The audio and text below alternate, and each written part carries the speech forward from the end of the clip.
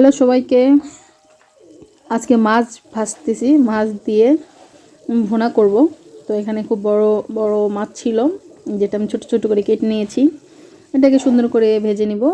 ভেজে নেওয়ার পরে আসলে রান্নাটা শুরু করব। রান্নাটা করব মূলত সিমের বিচি দিয়ে মাছের ভুনা। আপনারা খেয়েছেন কিনা জানি না। তো প্রথমে এখানে ফোড়ন দিয়ে দিলাম, জিরা ফোড়ন, তেজপাতা আর পেঁয়াজ দিয়ে দিয়েছি। তো পেঁয়াজটা সুন্দর করে ভেজে নিব।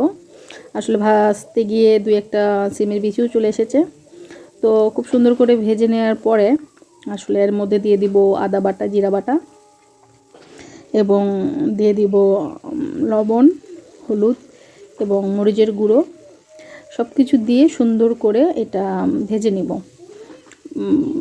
মশলাটা ভালো করে ভাজলে তরকারিটা খেতে ভালো হয়। তো সুন্দর করে পেঁয়াজের সাথে ভেজে নিব। ভাজার পরে আসলে দিয়ে দেব পানি। এই যে লবণ দিয়ে দিচ্ছি,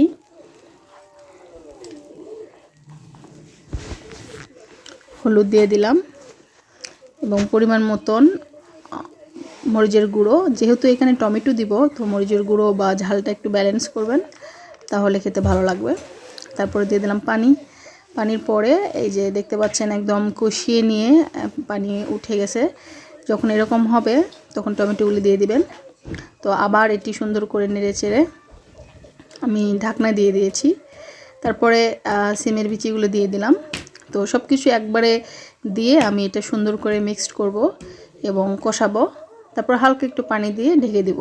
টমেটো এবং সিমের বিচি যেহেতু আমি আগে একটু সিদ্ধ করে নিয়েছিলাম মশলাগুলো ঢোকার জন্য। তারপরে এই যে ফুটছে এবং পেঁয়াজগুলো সুন্দর করে গলে যাওয়ার জন্য আমি আর একটু সময় নিব। সময় নিয়ে ভালো করে ঘেটে এটা রান্না করে ফেলবো। তো এতে দেখতেই পাচ্ছেন ফুটছে। তারপরে যে মাখামাখো হয়ে এসেছে। আসলে এটা হওয়ার পরে অলমোস্ট অনেকে নামিয়ে ফেলতে পারে মাছ দিয়ে, বাট আমি আরেকটু পানি দিব, দিয়ে এটি ফুটাবো। মাছ দেওয়ার পরে যেহেতু মাছ পড়বে তো একটু ফোটাতে হয়। হালকা একটু ঝোল করব, খুব বেশি গাঢ় না। তো এখানে আমি পানি দিয়ে দিলাম। তারপরে আসলে দিয়ে দিয়েছি মাছের টুকরাগুলো আর কয়েকটা কাঁচামরিচ দিয়েছিলাম একটু ফ্লেভার বাড়ানোর জন্য। তো এই তো দিয়ে দিলাম এবং এটা আর 5 থেকে 7 মিনিট ফুটাবো, তারপরে নামিয়ে ফেলবো। নামানোর আগে আমি ধনিয়ার গুঁড়া দিয়ে দিয়েছিলাম, যেহেতু ধনিয়া পাতা ছিল না। এই দিয়ে একদম গরম গরম খাবারের সাথে নিচ্ছি। তো খুবই মজা ছিল। আমরা সিমের বিচি তো অনেকভাবেই খাই, তো এভাবে ট্রাই করে দেখতে পারেন, অবশ্যই ভালো লাগবে। তো ভিডিওটি এই পর্যন্তই। ভালো লাগলে আমার পেজটি ফলো এবং কমেন্ট করবেন। সবাই ভালো থাকবেন। ওকে, বাই।